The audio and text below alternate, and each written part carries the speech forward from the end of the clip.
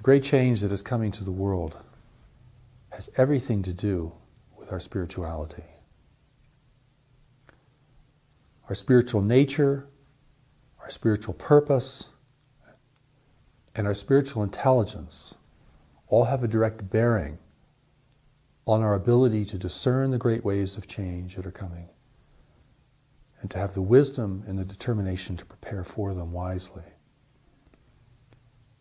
and to foster human unity and cooperation so that the human family and so that our communities can prepare as well. The connection is very direct because we were sent into the world to enter the world under these conditions,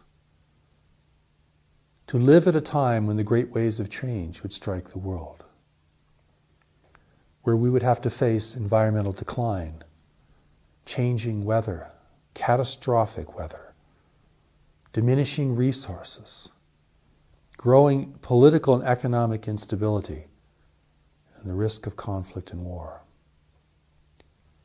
It's not an accident that we're here at this time, living under these circumstances, and facing now at the outset the appearance of the great waves of change that are largely the product of humanity's misuse and overuse of the world's resources.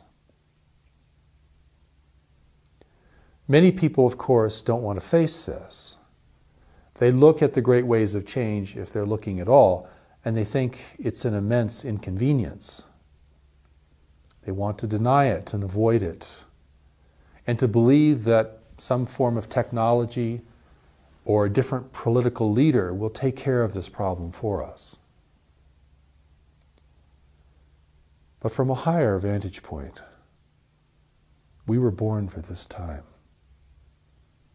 We were born to face the great waves of change. And with this greater understanding, you can look back on your life and you can see how life has been preparing you to cultivate your strengths, to reveal your weaknesses, posing difficulties in your life, and how this can all be used as a preparation for the immense change that is coming over the horizon. We're preparing for a world that will be unlike the world that our parents knew, and certainly a world vastly different than our ancestors knew. It is not changed to our favor necessarily. It is an immense disruption. For a growing humanity will have to drink from a slowly shrinking well of resources. Energy resources, food resources, water resources.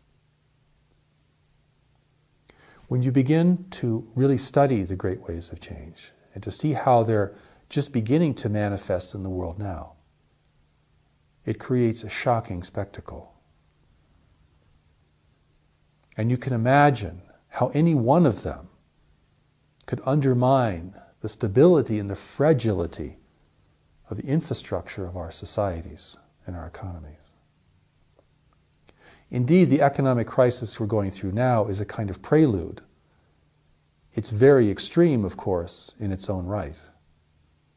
But there is greater instability to come as we have greater and greater difficulty finding the energy resources and the food production to meet the growing needs and demands of the human family. And the kind of political instability this will create, leading to the very real possibility that nations will fail and that economies could collapse.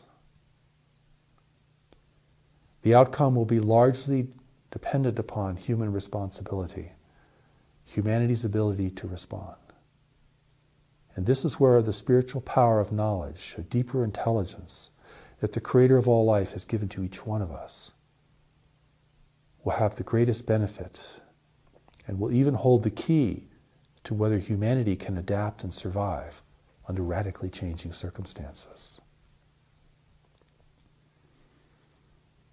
Therefore, do not deny the great waves of change. Do not try to project your preferences, your desires, or your fears, but face them as squarely as you can. knowing you don't have an answer yet, knowing you don't have a solution. Of course you don't have a solution. No one has a solution for the great ways of change. It will take 1,000 solutions to face the complexity that the great ways of change will produce. But you do have a destiny in being here, and the power of this deeper intelligence holds this destiny for you. And it will be the great ways of change and all the unanticipated changes that they will produce that will call forth from you your greater gifts and your greater service to a struggling humanity. This is the fulfillment of your destiny and the highest expression of your spirituality.